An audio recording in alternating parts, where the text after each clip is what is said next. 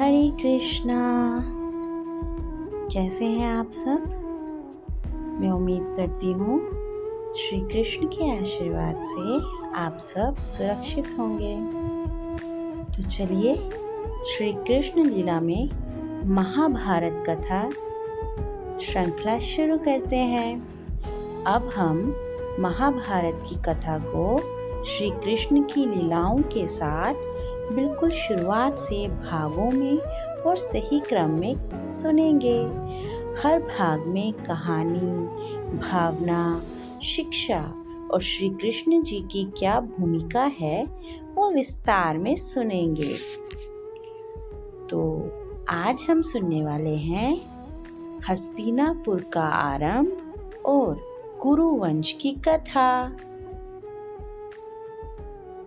महाभारत कथा का भाग 1। राजा शांतनु, गंगा माता और भीष्म प्रतिज्ञा। हस्तिनापुर की महान शुरुआत। बहुत समय पहले भारतवर्ष में एक महान और समृद्ध राज्य था, हस्तिनापुर। वह कुरुवंश की राजधानी थी। यहीं से आगे चलकर महाभारत का महान इतिहास शुरू हुआ। हस्तिनापुर में एक प्रतापी और धर्मप्रिय राजा राज्य करते थे, राजा शांतनु। वे बहुत न्यायप्रिय, दयालु और प्रजा से प्रेम करने वाले थे। उनके राज्य में सुख शांति थी। प्रजा उन्हें पिता सम्मान मानती थी। लेकिन नियति ने उनके जीवन के लिए कुछ और ही लिखा था। एक दिन राजा शांतनु जंगल में शिकार के लिए निकले। घूमते घूमते वे पवित्र गंगा नदी के किनारे पहुंचे। तभी उनकी दृष्टि एक अत्यंत सुंदर स्त्री पर पड़ी। वह स्त्री अलौकिक तेज से चमक रही थी। उसकी आंखों में अद्भुत शांति थी, मानो स्वयं स्वर्ग धरती पर उतर आया हो। ये कोई साधारण स्त्री नहीं थी। राजा शांतनु उन्हें देखते ही मोहित हो गए। उन्हें विनम्रता से कहा, देवी, आप कौन हैं? यदि आप स्वीकार करें तो मैं आपसे विवाह करना चाहता हूँ। गंगा मुस्कुराई। उन्होंने कहा, राजन, मैं विवाह के लिए तैयार हूँ, लेकिन मेरी एक शर्त है। राजा शांतनु बोले, मैं आपकी हर शर्त स्वीकार करता हूँ। गंगा माँ बोली, आप कभी भी मेरे किसी कार्य पर प्रश्न नहीं करेंगे। जिस दिन आपने मुझे रोका या प्रश्न किया, उसी दिन मैं आपको छोड़कर चली जाऊंगी। प्रेम में डूबे शांतनु ने तुरंत ये वचन दे दिया और इस प्रकार राजा शांतनु और गंगा माता का विवाह हो गया। कुछ समय बाद गंगा माता ने एक सुंदर पुत्र को जन्म दिया। पूरा राज्य उत्सव मनाने लगा। राजा शांतनु अत्यंत प्रसन्न थे। लेकिन तभी गंगा माता उस नवजात शिशु को लेकर गंगा नदी की ओर बढ़ी और सबके सामने उस बच्चे को नदी में प्रवाहित कर दिया। राजा शांतनु का हृदय कांप उठा। वे भीतर से टूट गए, लेकिन उन्होंने अपना वचन याद रखा। वे कुछ नहीं बोले। उन्होंने गंगा से कुछ नहीं पूछा। समय बीतता गया। गंगा माता को दूसरा पुत्र हुआ और उन्होंने उसे भी नदी में बहा दिया। फिर तीसरा, चौथा, पांचवा, छठा, सातवां। हर बार राजा शांतनु का हृदय रो पड़ता। वे सोचते, एक माँ ऐसे कैसे कर सकती है? लेकिन वचन के कारण वे मौन रहे। उनका प्रेम और उनका दर्द दोनों साथ साथ बढ़ते रहे। जब 8वां पुत्र जन्मा, गंगा माता फिर उसे लेकर नदी की ओर जाने लगी। इस बार राजा शांतनु स्वयं को रोक नहीं पाए। वह दौड़कर पहुंचे और बोले, बस, ये कैसा क्रूर कार्य है? तुम मेरे बच्चों को क्यों मार रही हो? गंगा माता शांत हो गई। फिर उन्होंने धीरे से कहा, राजन, आज आपने अपना वचन तोड़ दिया, इसलिए अब मुझे जाना होगा। राजा शांतनु स्तब्ध रह गए। तब गंगा माता ने एक बहुत बड़ा रहस्य बताया। गंगा माता बोली, बहुत समय पहले 8 वसु नामक दिव्य देवताओं ने महर्षि वशिष्ठ की कामधेनु गाय चुरा ली थी।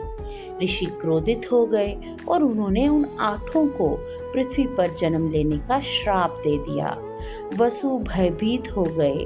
उन्होंने गंगा माता से प्रार्थना की, माता हमें पृथ्वी के बंधन से जल्दी मुक्त कर देना। इसलिए गंगा माता ने जन्म लेते ही 7 बच्चों को नदी में प्रवाहित कर दिया ताकि उन्हें तुरंत मुक्ति मिल जाए। लेकिन 8वें वसु को अधिक समय तक पृथ्वी पर रहना था, इसलिए उसका जीवन लंबा होना तय था। वही बालक आगे चलकर बना भीष्म पितामह। उस बालक का नाम रखा गया देवव्रत। गंगा माता देवव्रत को अपने साथ ले गई। उन्होंने उसे महान ऋषियों के आश्रम में शिक्षा दिलाई। देवव्रत ने वेदों का ज्ञान, राजनीति, धर्मशास्त्र, युद्ध कला, धनुर्विद्या सब में महारत प्राप्त कर ली। वे अत्यंत तेजस्वी, विनम्र और पराक्रमी बने। कहा जाता है कि स्वयं भगवान परशुराम ने भी उन्हें शस्त्र विद्या सिखाई। उनके समान योद्धा पूरी पृथ्वी पर कोई नहीं था। कई वर्षों बाद गंगा माता देवव्रत को लेकर राजा शांतनु के पास आई। राजा अपने पुत्र को देखकर भावुक हो उठे। देवव्रत ने पिता के चरण छुए। गंगा माता बोली, राजन, ये आपका पुत्र है, अब ये हस्तिनापुर का भविष्य बनेगा। इतना कहकर गंगा माता अंतर्ध्यान हो गई। राजा शांतनु ने देवव्रत को युवराज घोषित कर दिया। पूरा हस्तिनापुर प्रसन्न था। कुछ समय बाद एक दिन राजा शांतनु गंगा किनारे घूम रहे थे। तभी उन्हें एक सुगंध महसूस हुई। उन्होंने देखा एक सुंदर युवती नाव चला रही थी। वह थी सत्यवती। राजा शांतनु उनसे विवाह करना चाहते थे, लेकिन सत्यवती के पिता ने एक कठिन शर्त रखी। सत्यवती का पुत्र ही हस्तिनापुर का राजा बनेगा। राजा शांतनु दुविधा में पड़ गए। वे देवव्रत से बहुत प्रेम करते थे। वे उनका अधिकार नहीं छीन सकते थे। इस कारण राजा दुखी रहने लगे। देवव्रत ने देखा कि उनके पिता हमेशा उदास रहते हैं। उन्होंने कारण पता किया। जब उन्हें पूरी बात मालूम हुई तो वे स्वयं सत्यवती के पिता के पास पहुंचे।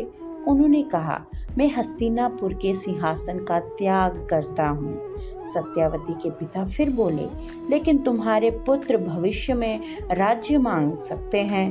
तब देवव्रत ने ऐसा वचन लिया जिसने इतिहास बदल दिया, जिसे कहा जाता है भीष्म प्रतिज्ञा। देवव्रत ने हाथ उठाकर प्रतिज्ञा की, मैं जीवन भर विवाह नहीं करूंगा। मैं आजीवन ब्रह्मचारी रहूंगा और हस्तिनापुर की सेवा करूंगा। पूरा आकाश गूंज उठा। देवता भी आश्चर्यचकित रह गए। इतनी भयंकर प्रतिज्ञा लेने के कारण देवव्रत कहलाए भीष्म, अर्थात भयंकर प्रतिज्ञा लेने वाला। राजा शांतनु ये सुनकर भावुक हो उठे। उन्होंने भीष्म को वरदान दिया, तुम्हारी मृत्यु तुम्हारी इच्छा से ही होगी। इसे कहा गया इच्छा मृत्यु। अब भीष्म केवल तब ही मृत्यु को प्राप्त हो सकते थे जब वे स्वयं चाहें। वचन का महत्व। राजा शांतनु ने अपना वचन निभाया, चाहे उन्हें कितना भी दर्द सहना पड़ा। वही तो हमें आज इस कथा से क्या सीख मिली? इस कथा से मिलने वाली सीख, वचन का महत्व। राजा शांतनु ने अपना वचन निभाया, चाहे उन्हें कितना भी दर्द सहना पड़ा। त्याग सबसे बड़ा बल है। भीष्म ने अपने पिता की खुशी के लिए अपना पूरा जीवन त्याग दिया। महान शक्ति के साथ महान जिम्मेदारी आती है। भीष्म अत्यंत शक्तिशाली थे, लेकिन उनका जीवन कर्तव्य को समर्पित था। अगले भाग में हम महाभारत कथा का भाग 2 सुनेंगे, जो होगा सत्यवती, वेदव्यास और धृतराष्ट्र पांडु का जन्म। तो प्रेम से कमेंट्स में लिखना ना भूलें। हरे कृष्णा।